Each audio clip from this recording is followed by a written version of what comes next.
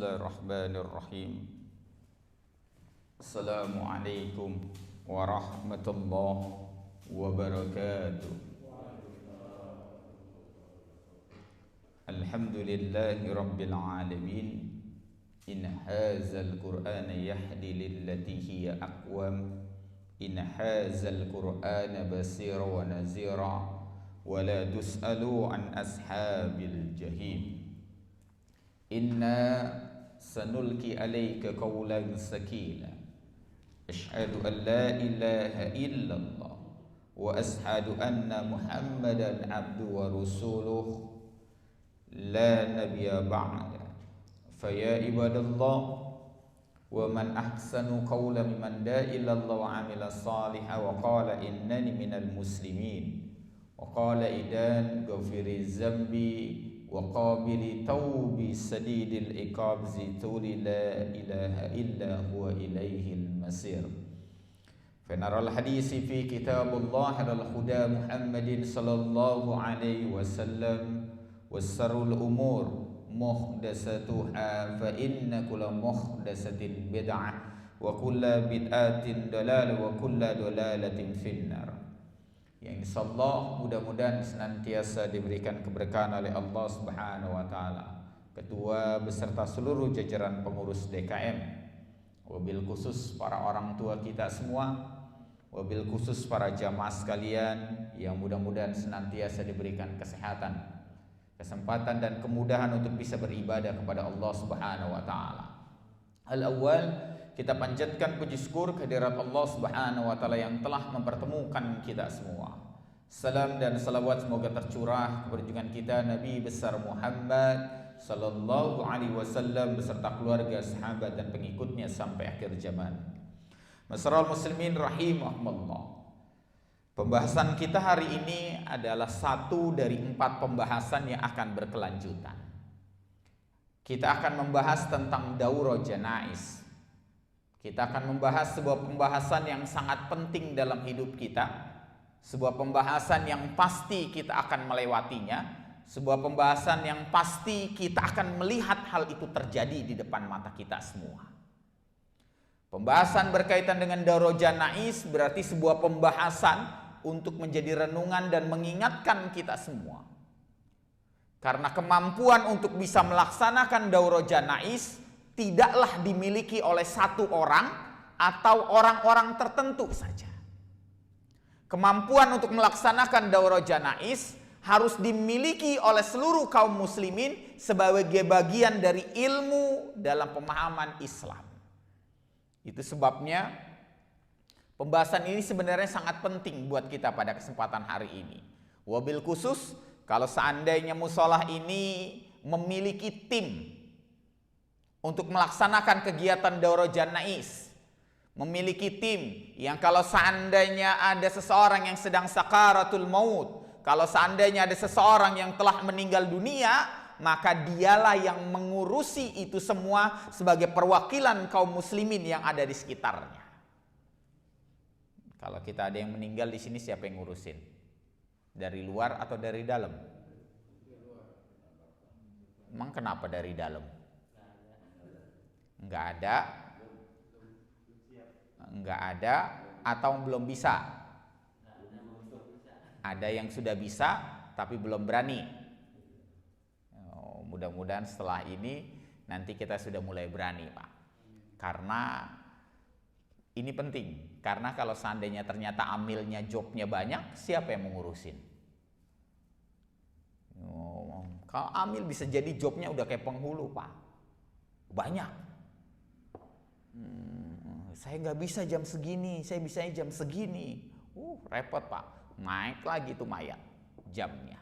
Maka itu sebabnya hendaknya setiap musola, setiap masjid itu punya tim untuk mengurusi daurah janaiz itu sendiri. Baik, pembahasan kita hari ini, pembahasan kita dari 4 pembahasan. Pembahasan kita yang pertama hari ini adalah tentang talqin. Yang kedua, besok kita akan belajar tentang adab dan kaidah fikih berkaitan dengan memandikan janaiz. Dan yang ketiga, pertemuan kita yang berikutnya adalah memandikan praktek secara langsung. Kenapa Ustadz adab dan kaidah fikih dipisahkan dengan praktek? Karena pembahasan tentang adab dan fikih saja satu pembahasan. Karena kalau kita bahas pada saat lagi praktek, tidak akan bisa. Karena yang paling penting dari memandikan jenazah bukan memandikannya, tapi adab dan kaidah fikihnya. Banyak orang yang kemudian memandikan jenazah, tetapi tidak sesuai dengan kaidah fikihnya. Banyak orang yang memandikan jenazah, tapi tidak mengikuti adab-adabnya. Padahal Pak, kalau ada seseorang yang meninggal, apapun yang kita lakukan untuk si jenazah, jika itu dilakukan sesuai dengan kaidah sunnah, maka menjadi kebaikan buat si mayit. Dia tidak bisa lagi ngumpulin amal. Maka dari mana amalnya? Ziyadatun amalan hasana, tambahan kebaikan bagi si mayit adalah apa yang dilakukan oleh orang-orang yang hidup untuk mengurus jenazahnya. Maka itu sebabnya penting bagi kita memahami adab dan kaidah fikih yang sesuai dengan syariat Islam, sehingga kemudian menjadi tambahan amalan bagi kemudian si mayit. Dan yang keempat, kita akan membahas berkaitan dengan kemudian mengkafani dan sekaligus menyolatkan. 4 pembahasan. Kalau pembahasannya ingin selesai, ya dari pagi sampai sore. Kan nggak mungkin juga tuh. Pembahasannya, maka itu sebabnya nggak akan cukup hanya dalam waktu 1 jam. Disingkat begitu saja tidak akan cukup. Maka pembahasannya kita akan terpotong menjadi 4 bagian. Baik, pembahasan kita yang pertama adalah tentang talqin.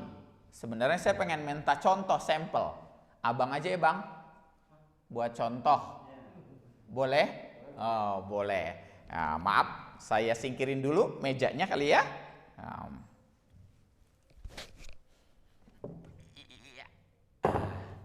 Saya minta contoh buat abang. Maaf, bisa diminta ini?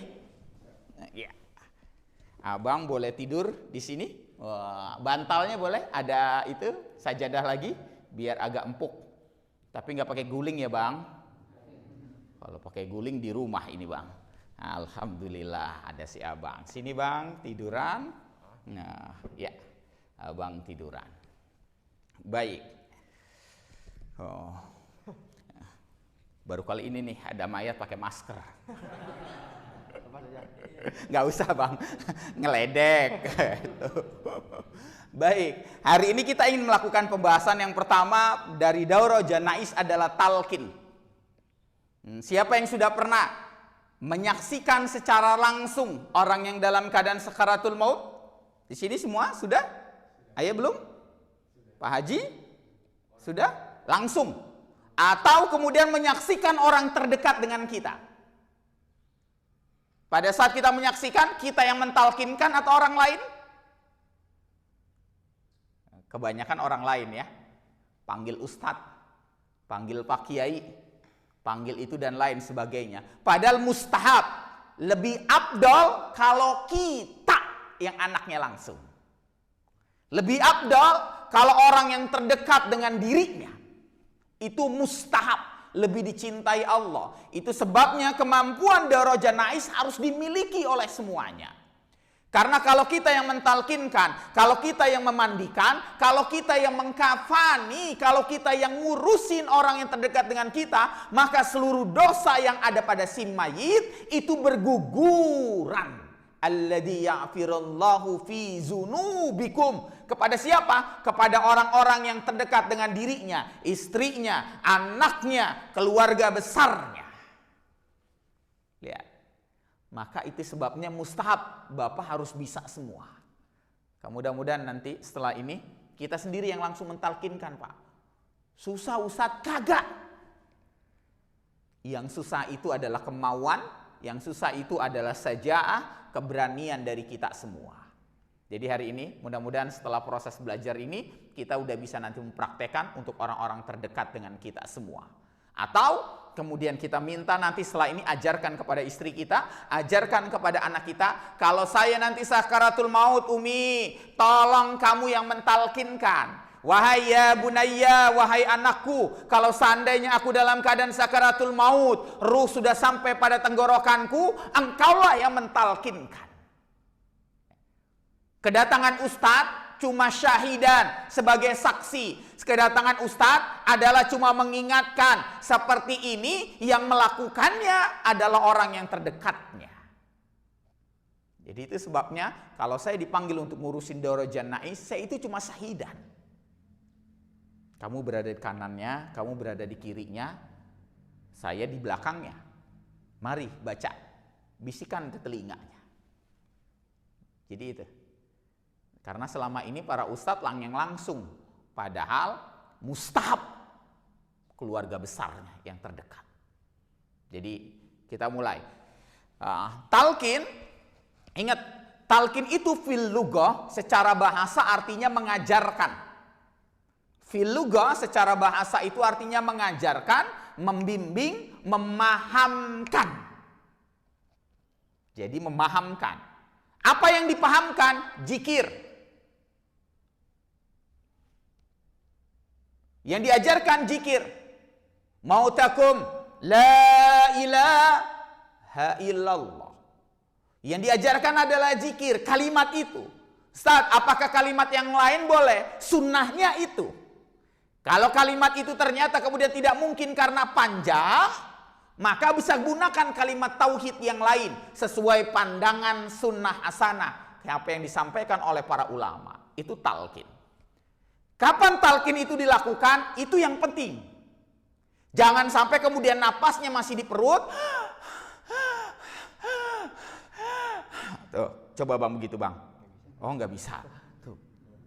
Jangan napasnya masih di perut Anda talqinkan.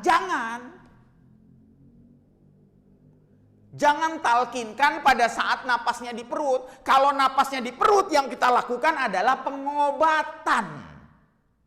Oke. Ya. Karena ada orang yang mentalqinkan ketika napasnya udah ngos-ngosan. Baca. La ilaha. Orang dia lagi ngos-ngosan, Pak. Waktunya yang tepat. Karena banyak orang mentalqinkan padahal dia harusnya diobati. Itu sama saja menyumpahi, cepat mati. Lihat Pak, banyak orang yang salah. Kalau napas, karena seseorang itu napas 3 Pak. 1 di perut pada saat meninggal dunia. Nah napasnya itu ngos-ngosan saja.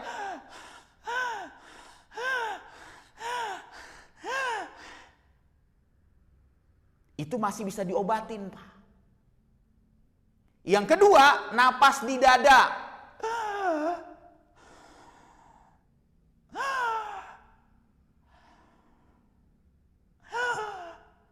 Ustaz, apakah itu harus diobatin? Tidak. Apakah itu harus ditalkinin? Tidak. Apa yang harus dilakukan? Didoakan terus-menerus sambil diobati. Kalau pada bagian perut cukup diobati, kalau pada bagian ini diobati dan mulai didoakan. Ikhtiar seseorang itu ditentukan dari caranya yang benar sesuai dengan kaidah aturan syariat Islam. Apakah pada saat diobatin kemudian ketika napas 3 di perut dan didoakan? Iya. Tapi ketika di dada sudah bagian wajib untuk didoakan. Apa doanya? Yang sudah diajarkan. Kalau kita yang biasa kita baca, Allahumma innaka salamatan fid din wal afiyatan fil jasad wal jiyadatan fi ilmi wa barakatan fi rizki wa taubatan qablal maut wa rahmatan indal maut. Kita doain itu. Sampai kemudian Allahumma awin alaina fi sakaratil maut. Dan itu berulang-ulang tuh. Anaknya yang baca Pak, apa rasanya Pak kalau anaknya yang baca? Apa rasanya kalau yang bacanya kemudian ternyata misalnya ayahnya untuk anaknya? Apa rasanya kalau seandainya yang baca adalah istrinya untuk suaminya? Apa rasanya Pak kalau seandainya yang baca adalah suaminya untuk istrinya? Rasanya beda Pak. Rasanya beda. Itu air mata gak akan berhenti itu keluar Pak. Rasanya gak akan berhenti. Allahumma awin alaina fi sakaratil maut. Itu rasanya Pak, gak mau berhenti itu Pak. Beda kalau orang lain, Pak. Bisa jadi orang lain itu lembut hatinya menyampaikannya, Pak, tapi rasanya tetap beda. Jadi Bapak, maka doanya nanti harus dihafal. Doanya nanti harus dihafal. Mudah-mudahan sudah ada yang hafal kan? Paling tidak minimal itu. Doain. Ustaz, saya belum mampu baca doanya. Baca, ngaji. Sunnah hasanah, kebiasaan yang baik. Dalam hadis yang diriwayatkan kemudian oleh hadis riwayat Tabrani, baca surat Yasin sebelum meninggal, maka seluruh kebaikan yang dibacanya mengalir pada seseorang yang sedang sakaratul maut, penuh. Saat surat Al-Muluk boleh? Boleh. Saat surat Al-Kahfi boleh? Boleh. Saat baca Al-Quran dari awal sampai akhir boleh, tapi kepanjangan. Makanya dikhususkan, Pak, baca. Jadi maka surat Yasin yang dibaca sebelum meninggal, Pak, padilanya gede banget. Besar. Jadi tepat. Jadi kalau bagian di dada. Tapi kalau sudah sampai tenggorokan, bigorgir malam, bigorgir goroh. Kalau sudah dia mulai ngorok, berhenti itu, Pak.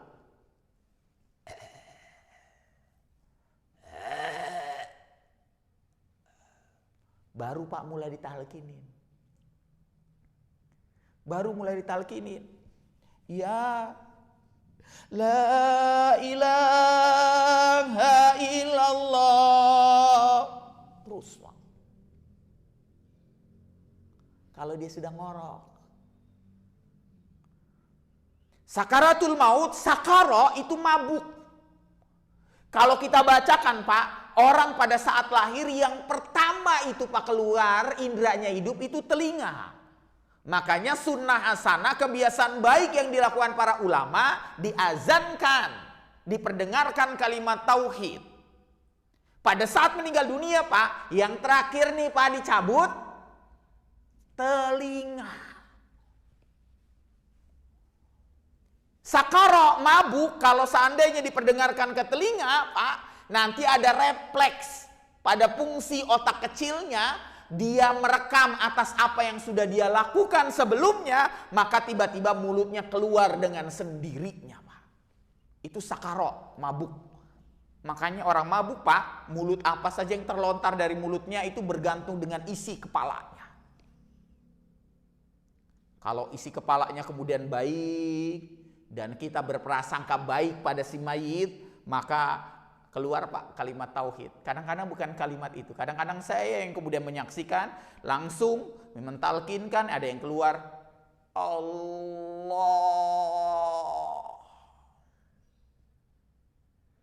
Tapi ada juga, Pak, yang saya ditalkinkan la ilaha illallah. Pada saat ditalkinkan yang keluar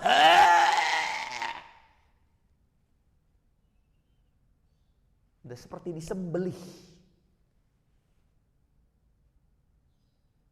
Maka Pak talkinin terus. Apakah talkin yang dilakukannya tidak berguna? Berguna. Tetap dapat kebaikan si fulan. Makanya, Pak, apa yang dilakukan pada saat sedang sakaratul maut, maka pada saat sakaratul maut itu bukan tangisan yang diperlukan. Yang dilakukan adalah doa-doa, yang dilakukan adalah zikir, bukan pingsan-pingsan. Karena si mayit lagi butuh banyak kebaikan yang dia dapatkan pada saat dia tidak mampu lagi beramal. Ini mah kita kadang-kadang nangisnya doang tapi zikirnya kagak. Nangisnya doang tapi kemudian tidak keluar kalimat tahlilnya. Makanya sampai Rasulullah SAW ajarkan, pada saat sedang sakaratul maut, bacalah la ilaha illallah azimul halim, la ilaha illallah rabbul arsil azim, la ilaha illallah rabbus samawati sabi wa rabbul arsil karim. Rasulullah nyuruh baca ini ada saat kemudian kita sedang menerima musibah itu, agar hati kita lapang oleh Allah. Dilapangin. Maka kata Rasulullah, yang membaca zikir itu pada saat sedang sakaratul maut, Allah lapangin itu dadanya untuk sabar dan ikhlas. Nangis, sedih, tapi sabar dan ikhlas. Keluar air mata, wajar, tapi sabar dan ikhlas. Dan itulah yang kemudian menjadi pemberat timbangan kebaikan buat si mayit.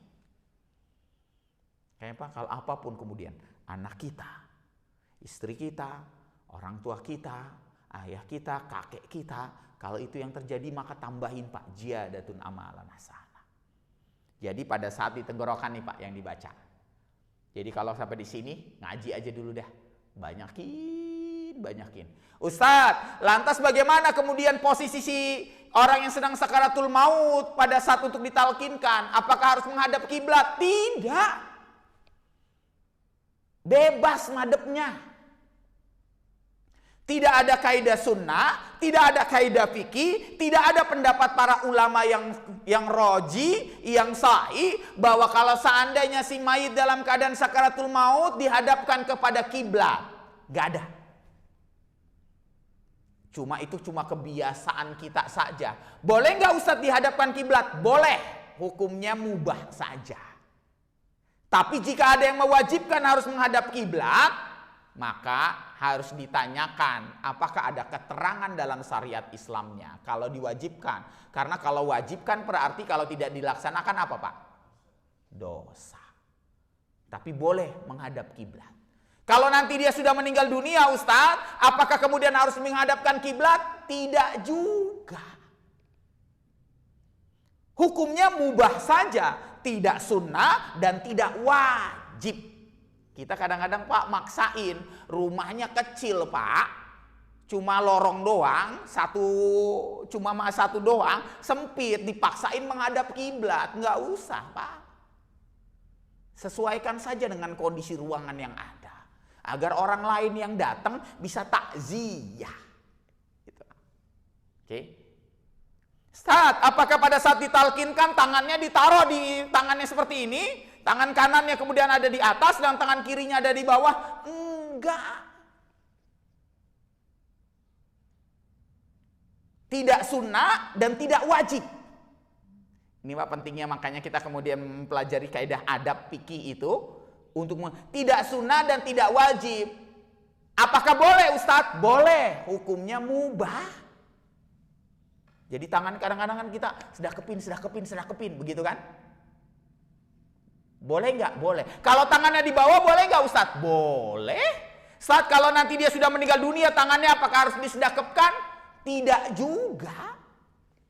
Oke. Tidak sunnah dan tidak wajib. Boleh diluruskan. Nah. Kalau tangannya kaku kita paksa begini Pak.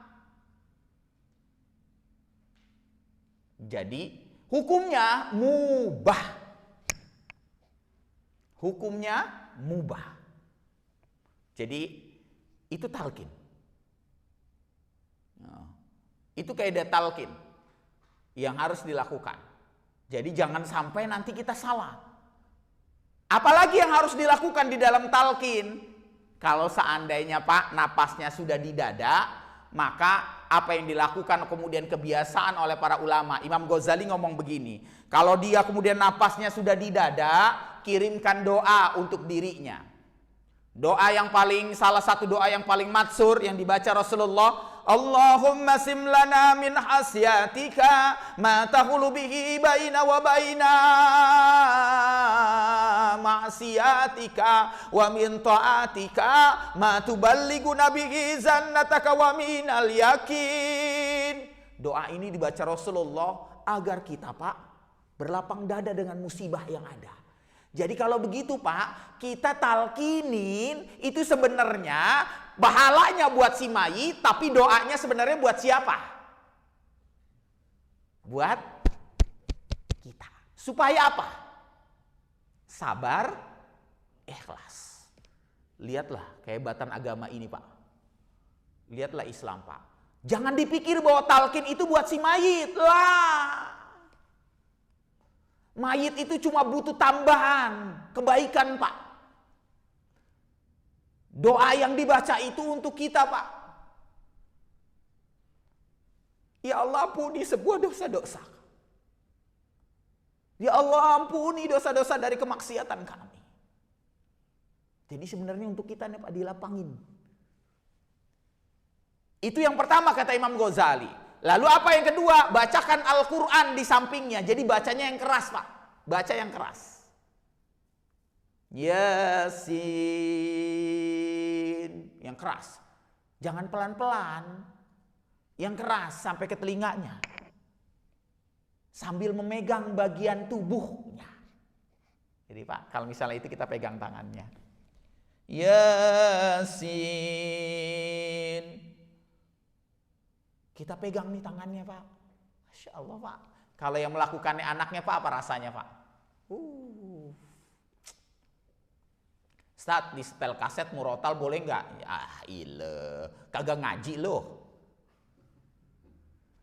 Anak sekarang Pak, mentang-mentang ada HP di setel murotal aja Yasin. Sedih banget Pak, sedih. Punya anak, kagak bisa ngaji, anaknya orang tua mau meninggal dunia, dia nyetelin murotal doang, bukannya ngaji sendiri. Sedih itu Pak, sedih banget. Sedih. Makanya Pak, sampai ada seorang ustadz sampai ngomong begini, cek anak kita bisa ngaji apa kagak. Suruh dia ngaji Yasin di depan kita dari awal sampai akhir. Sampai selesai. Supaya apa? Supaya kalau nanti kita mau meninggal dunia, sakaratul maut dia bisa ngaji.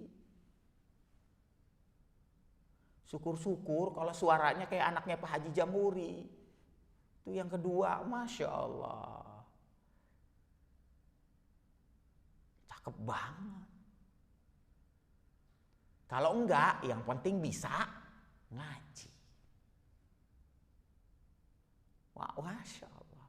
Itu Pak, orang tua di ngajiin langsung sama anaknya. Pak, dia kemudian napasnya di dada, masih denger enggak? Masih. Masih lihat enggak? Masih. Pak. Karena kalau sudah di tenggorokan Pak, bigorgir malam, bigorgir goro-goro, matanya sudah kagak lihat. Cuma telinganya doang. Kalau matanya kagak lihat, cuma telinganya doang Pak. Dia cuma tahu ini suara siapa, ini suara siapa.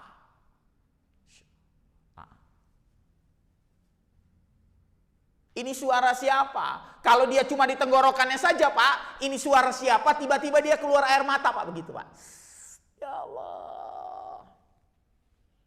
Saya udah berulang kali Pak menyaksikan begitu karena saya mentalkinkan. Walaupun saya kebanyakan sering nyuruh anaknya, tapi anaknya ngomong Ustadz aja, Ustadz aja, saya nggak kuat. Lebay lo, lebay. Makanya saya suka marah Pak, kalau udah orang tuanya meninggal dunia, tiba-tiba datang anaknya nangis, marah besar saya Pak. Berhenti nangis. Kalau nangis saat orang tua masih hidup, saat orang tua sudah nggak ada, jangan nangis. Kalau orang tua sudah nggak ada, bukan tangisan yang dibutuhkan. Doa. Kamu nangis dalam doa, kamu nangis dalam zikir, kamu nangis dalam kemudian tilawatul Quran. Kirimin pahalanya buat orang tua. Kamu nangis nggak doa, nggak zikir, nggak tilawatul Quran, bikin susah orang tua aja dalam kuburnya. Berapa itu Pak? Begitu Pak. Waktu orang tua saya meninggal dunia, ayah saya Pak, kakak saya datang pingsan-pingsan, habis saya omeli walaupun di depan orang. Berhenti nangis, berhenti. Kalau mau nangis saat orang tua masih hidup, marah besar. Karena saya tahu orang tua saya nanti kemudian ayah saya bisa dapat kemudian beban. Nggak mau, tegasin. Kita harus tuh. Karena berapa banyak mayit yang bertambah kemudian dosanya karena tangisan orang-orang yang ditinggalkannya. Maka kalau nangis lagi doa nih, jangan nangis kalau nggak lagi doa Pak, jangan nangis. Ustadz, saya ngelihat fotonya tiba-tiba nangis, boleh nggak Ustadz? Boleh, tapi langsung istighfar kalau dan ngirimin doa. Jadi kalau ngelihat fotonya Pak, sambil istighfar, itu boleh. Tapi kalau kemudian nangis, nggak baca doa apa-apa, malah ngeluh, ayah saya kesepian. Oh lebay ya begitu. Wah, ya Lihat, Islam mengajarkan kita luar biasa Pak, arti kesabaran dan keikhlasan. Nah, itu yang kedua. Jadi kalau misalnya itu Pak, bacain sambil pegang tangannya. Sambil pegang gini Pak, ya Allah, itu Pak, air mata ngucur Pak, pokoknya ngaji aja ngucur itu air mata. Yang ketiga Pak, kata Imam Ghazali, bisikan ke telinganya, mintalah maaf kepada orang tuamu, mumpung dia masih ada ruhnya. Jadi ke telinga tuh. Abi, maafin saya. Abi, maafin saya. Saya nggak bisa memberikan yang terbaik buat Abi. Wah, Masya Allah Pak. Waduh, rasanya itu Pak. Air mata nggak berhenti. Minta maaf satu-satu Pak. Anak pertama, anak kedua.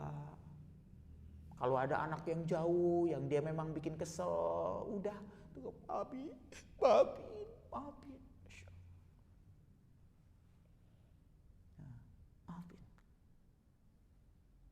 Itu rasanya Pak. Kata Imam Ghazali, Pak, ini nih membuat hati orang tua lega. Karena ada orang tua yang pada saat meninggal dunia itu seperti gak ikhlas banget Pak. Gak ikhlas gua. Gak ikhlas.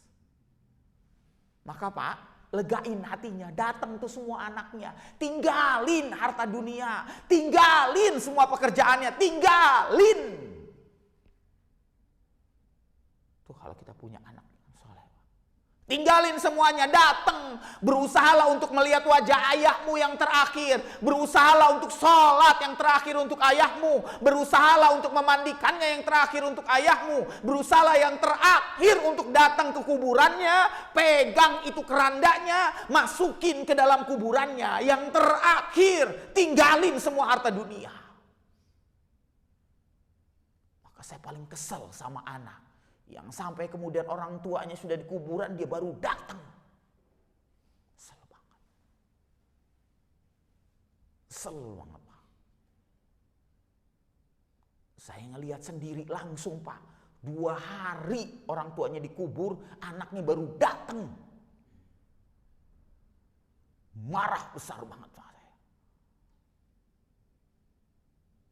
Baru datang.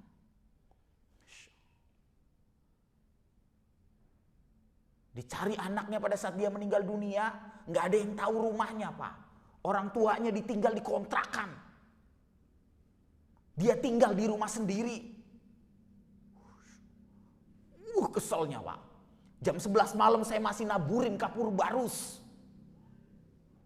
Harusnya sudah dikubur, tapi saya naburin kapur barus supaya tidak bau. Limaza, kenapa? Karena saya nunggu anaknya datang, tapi sampai subuh tuh anak kagak datang. Sudah, Ustadz, gimana Ustadz? Kuburin. Gak usah nunggu lagi, gak usah. Gak usah udah. Dan baru 2 hari datang. Itu seluruh keluarga marah, seluruh tetangga itu Pak marah besar sama tuh orang. Kakak kamu. Makanya Pak, disabarin. Punya anak tuh, sabarin Pak. Jangan berhenti berdoa. Jangan gara-gara anak kita nih hobinya main game, lantas kita berhenti berdoa. Jangan kemudian anak kita hobinya bandel banget, kita berhenti berdoa. Jangan kemudian anak kita lalu ngelawan orang tuanya, kita berhenti berdoa. Jangan Pak. Ada masanya doa kita akan diijabah sama Allah Subhanahu wa Ta'ala. Anak kita tiba-tiba jadi lembut, jadi baik. Kadang-kadang kita nggak tahu Pak, doa kita baru dikabulin 10 tahun yang akan datang. Doa kita baru dikabulin 20 tahun yang akan datang. Doa kita bahkan baru dikabulin pada saat kita sakaratul maut. Anak kita datang kemudian tiba-tiba kemudian menyesali semua dosa-dosanya Pak. Itu atas doa siapa? Doa orang tuanya. Jadi Pak jangan pernah berhenti. Rabbi habli minas salihin, Rabbi habli minas salihin, Rabbi habli minas salihin. Nah, jangan berhenti. Itu doa yang paling gampang dan paling mudah, itu saja Pak.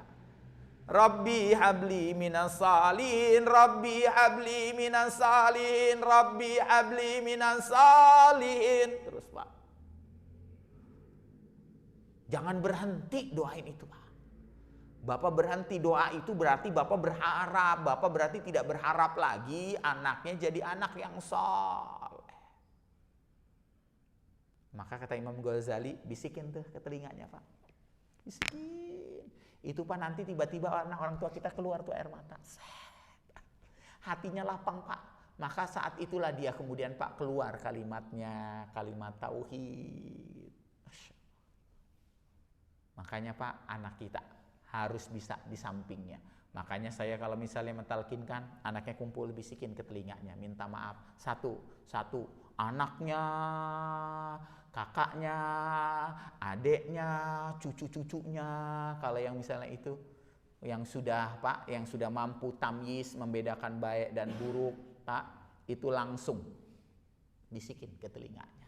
Aduh ya Allah Pak, rasanya itu Pak, ya Allah, remuk redam perasaan, tetapi hati orang tua kita lapang.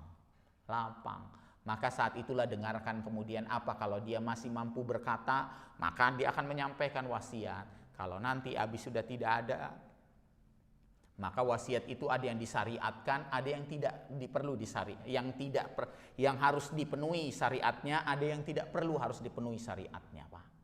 Kalau nanti Abi meninggal dunia, tolong nanti Abi dimakamkan di tempat ayah. Di mana tempat ayah? Kalau jaraknya Pak tidak terlalu jauh, kaidah fikihnya 60 sampai 80 km boleh. Yang hanya bisa ditempuh dengan jarak 1 jam 2 jam. Tapi kalau harus ditempuh dengan jarak melebihi 1 hari 1 malam, jangan.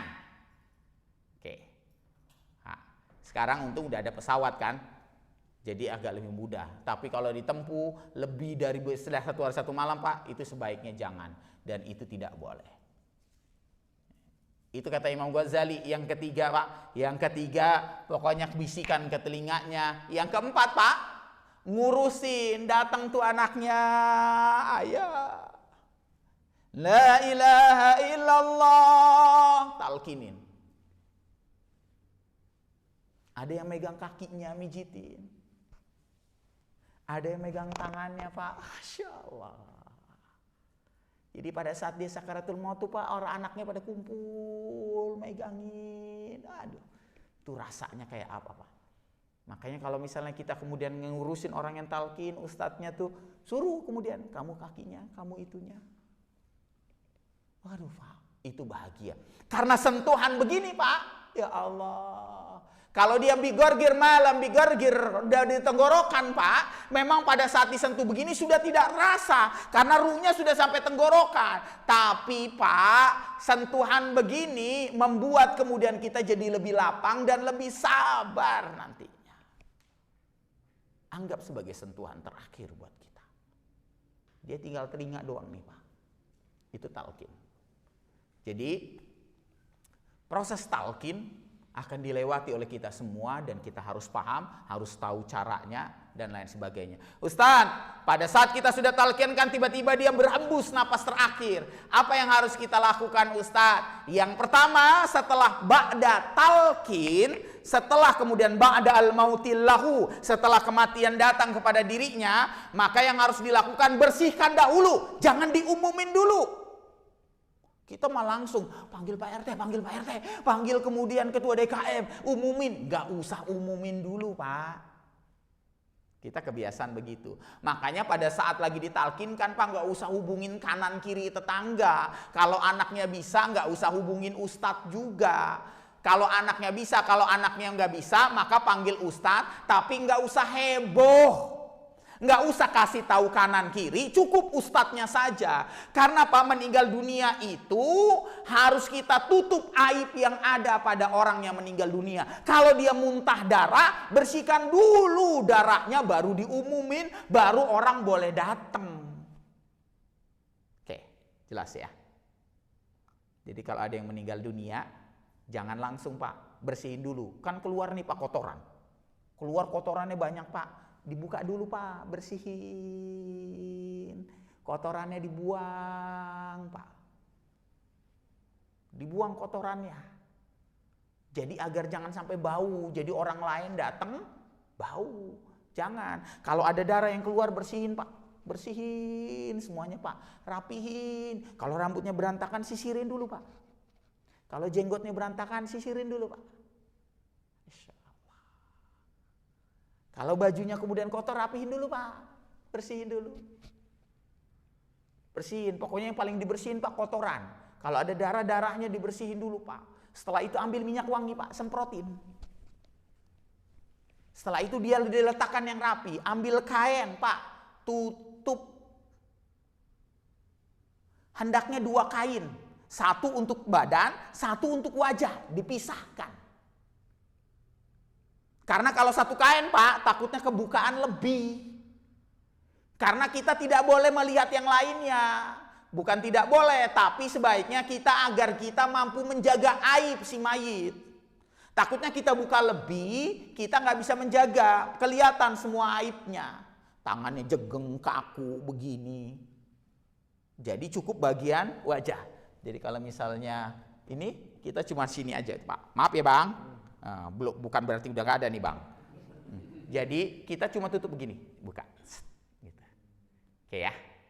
Jadi cuma wajahnya aja. Karena takziah itu kalau dia laki-laki kita harus ngelihat wajahnya Pak. Itu sunnah. Buat apa? Jadi pelajaran buat kita semua. Maka pegang kendingnya. Keringetan enggak? Gitu. Ini abang udah keringetan? Habis wudu. Oh habis wudu. Oh husnul khotimah ini ya. Amin Bang, amin.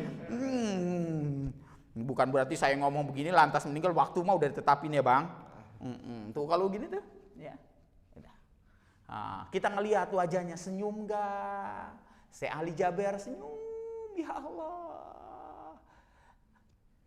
Ngelihat kematian Ustaz Arifin Ilham senyum, bening banget Pak, mukanya tambah bersih banget Pak.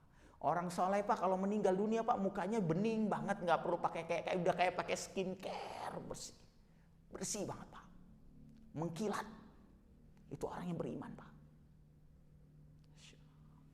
Guru-guru kita Pak meninggalnya bening-bening banget. Nah, saya baru saja dikirimin foto seorang kawan dari Hidayatullah Pak meninggal dunia, jenggotnya segini gitu Pak. Meninggalnya begini Pak. Ya Allah. Tuh Pak kalau meninggalnya senyum gitu Pak, kita ngomong sama diri kita nih. Ya Allah, saya pengen meninggal begini.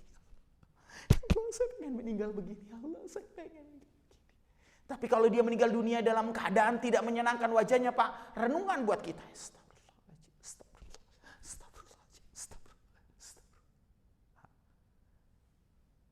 Kita renungan, tapi nggak usah diceritain ke tetangga. Tadi dia meninggalnya mulutnya melet, nggak usah. Kita nanti Pak, telah membuka aib, maka Allah akan permalukan kita. Jadi ditutup tuh Pak. Disediakan kain, letakkan. Kalau bisa menghadap kiblat silakan, hukumnya mubah. Nggak bisa dihadap kiblat juga nggak apa-apa. Nah, karena itu hukumnya mubah, bukan sunnah dan juga bukan wajib. Kalau sudah diberesin semuanya Pak, ruangan diberesin, jangan berantakan. Rapihin ruang tamu, rapihin tempat naruh mayit, kemudian semprot ruangan yang wangi. Baru setelah itu panggil orang, umumin. Oke, jelas ya. Jadi kita jangan sibuk umumin, jangan sibuk RT suruh pasang tenda, jangan. Jangan. Rapiin dulu Pak, beresin dulu. Kadang-kadang umumin setelah setengah jam baru diumumin. Kita mah kadang-kadang langsung bergegas, langsung heboh semua. Enggak. Ketika almarhum ayah saya, Pak, semoga Allah Subhanahu wa taala merahmatinya. Oh, iya begitu Pak. Saya bersihin dulu, nggak usah diumumin dulu, udah, rapiin dulu, udah, bersihin dulu rumah, buka jendela yang lebar-lebar, semuanya sudah. Setelah itu baru umumin. Setelah diumumin orang Pak, bergegas untuk dimandiin. Semakin lama si mayit itu dimandikan, semakin lama mayit itu dikuburkan, semakin lama ditunda untuk dimasukkan ke liang lahat, makin kebanyakan terbuka semua aib-aibnya. Baunya Kesedihan yang tampak dari keluarga di sekitarnya, Pak. Bergegas. Almarhum ayah saya meninggal dunia jam 9:30, saya makamin jam 1. Kurang, udah dimasukin. Karena saya nggak mau nunda lagi. Semakin lama, semakin kemudian kelihatan aibnya. Semakin cepat, Pak, semakin besar pahalanya buat si mayit. Karena itu sunnah. Makanya Pak, si mayit yang kalau diurusnya sesuai sunnah, Pak, pahalanya ngalir semua buat dia. Wah, keren banget, Pak. Pahalanya numpuk. Ziyadatan amalan hasanah idza mayital kubur. Kalau si mayit sudah meninggal dunia dimasukkan ke dalam kubur, ziyadatan amalan hasanah, maka akan bertambah kebaikannya. Au ziyadatan amalan sayyi'ah, atau bertambah keburukannya. Bertambah kebaikannya dari amalan sunnah yang kita lakukan. Maka Pak, kalau misalnya dia sudah meninggal dunia, ya tangannya boleh disedekapkan. Sekali lagi hukumnya mubah, diluruskan juga boleh. Ini bukan sunnah, bukan wajib. Kalau dia tangannya kemudian mau diikat, hukumnya mubah. Hukumnya mubah. Kalau dia lentur mah nggak usah diikat-ikat, Pak. Oke? Kalau dia kaku, kakinya tekuk, Bang, begini, Bang. Nah, kalau kakinya tekuk susah dilurusin, maka dipaksa lurus baru diikat. Ya, jempolnya dan mata kakinya. Ya.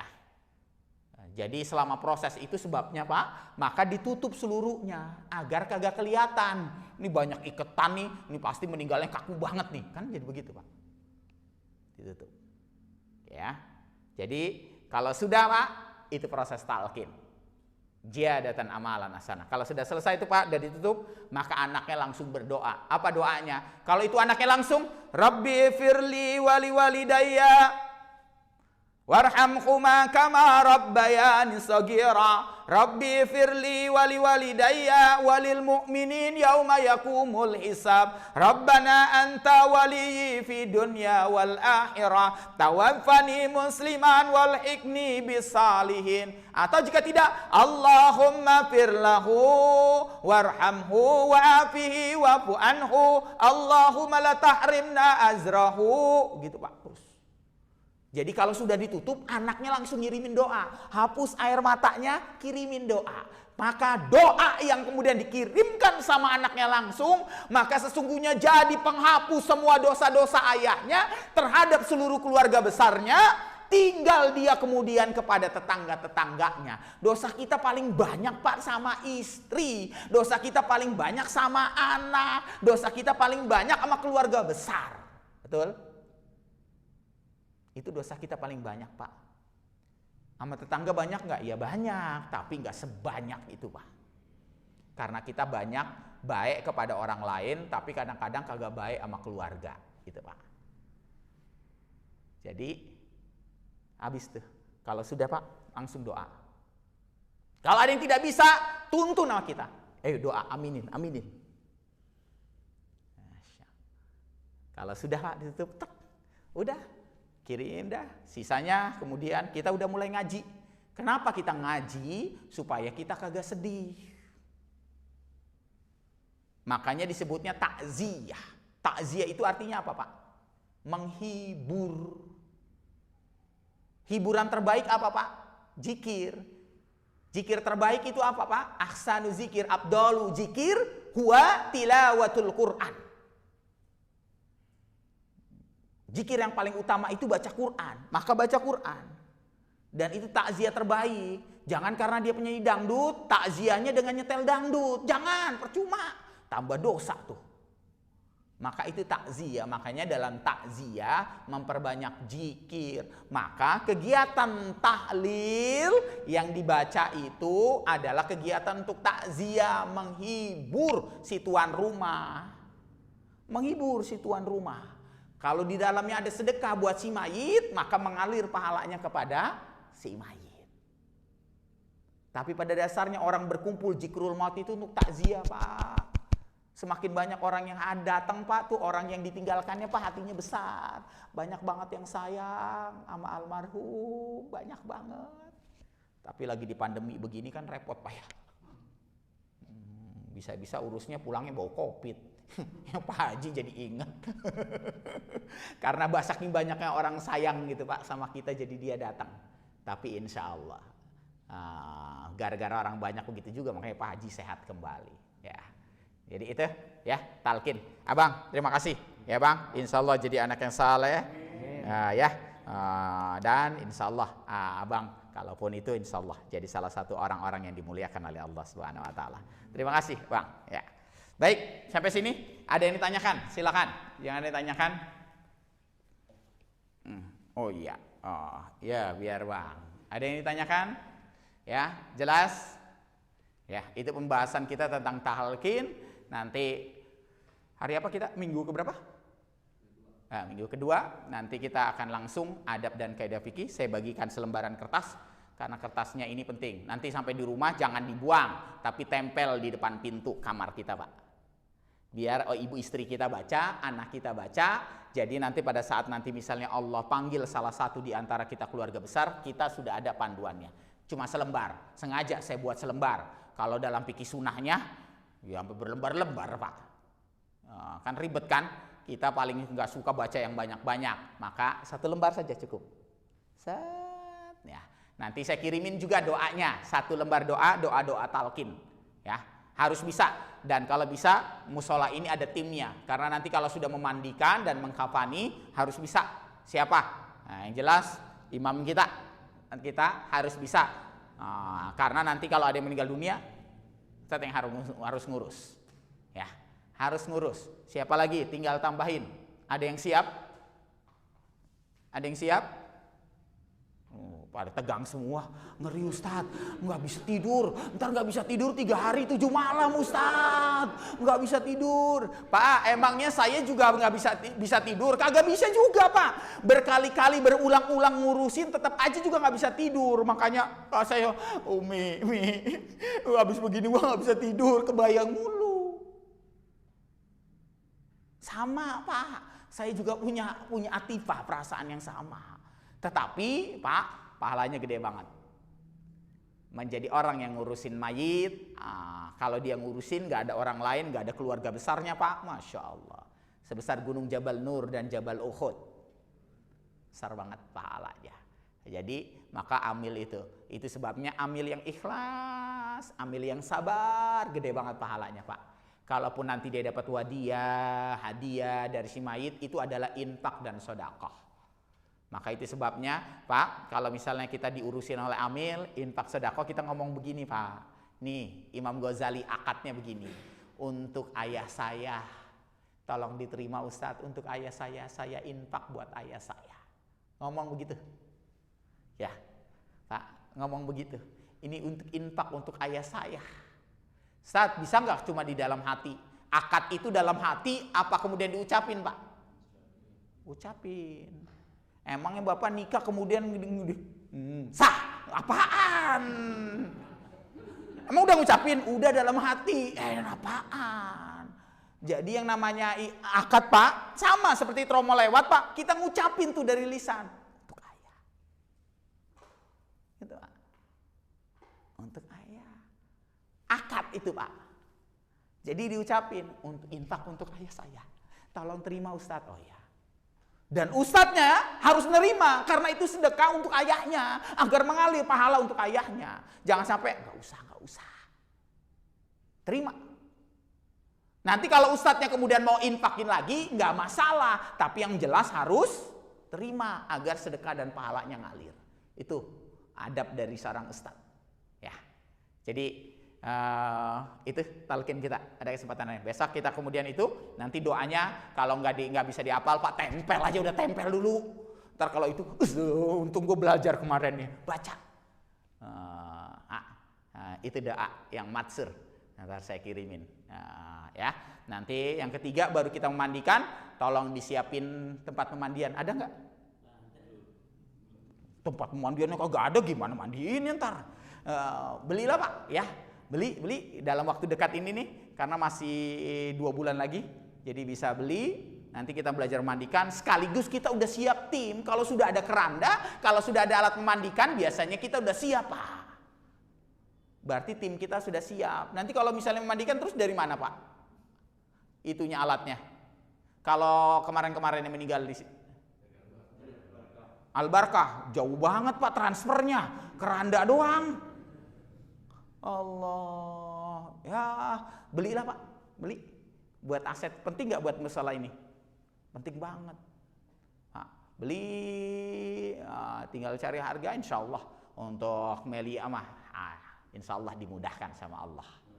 Ya, nanti beli, nanti diajarin Pak mandi. Ya mudah-mudahan 2 bulan lagi udah nggak musim hujan Pak. Kan kalau subuh begini, saya minta izin siapa yang siap jadi bahan, ya, yang jadi bahan. Abang boleh lanjut terus ya Bang. Nggak apa-apa, orang pakai baju kok Bang, baju. Nah, besok nanti datang lagi minggu kedua ya Bang. Nanti pas memandikan, mengkafani, nanti pada saat mengkafani saya butuh papan tulis Bang. Ya nanti kita papan tulis, karena nanti ada pilihan. Mengkafani itu ada pilihan Pak, ya mau yang kemudian sempurna, apa yang kemudian yang biasa aja. Nah, ada pilihan. Nah, soalnya ada gambar-gambar yang harus Bapak pahami, ya. Barangkali itu pengumuman kita pada kesempatan hari ini. Mudah-mudahan dimuliakan oleh Allah Subhanahu wa taala. Jangan lupa untuk sholat suruk, karena bagi yang kemudian sudah sholat jamaah di masjid lantas kemudian ikut majelis taklim dan kemudian tidak sholat suruk, rugi karena dia kehilangan pahala sebesar Pak orang melaksanakan haji atau umroh. Masya Allah, kita belum bisa berangkat lagi Pak, jadi maka sholat suruk nilainya setara Pak. Masya Allah, sehingga nanti kalau kita terbiasa salat suruk, Allah akan catat zalika adna ayrabna fala yu'zaina, setara nih dengan orang yang haji dan umrah. Masya Allah, jadi jangan lewatin ya salat suruk kita. Barangkali itu kita tutup sama-sama dengan membaca doa penutup majelis. Subhanaka Allahumma wa bihamdika asyhadu an la ilaha illa anta astaghfiruka wa atubu ilaik. Dan bacaan hamdalah alhamdulillahirabbil alamin. Bila bisa bil haq. Assalamualaikum warahmatullahi wabarakatuh.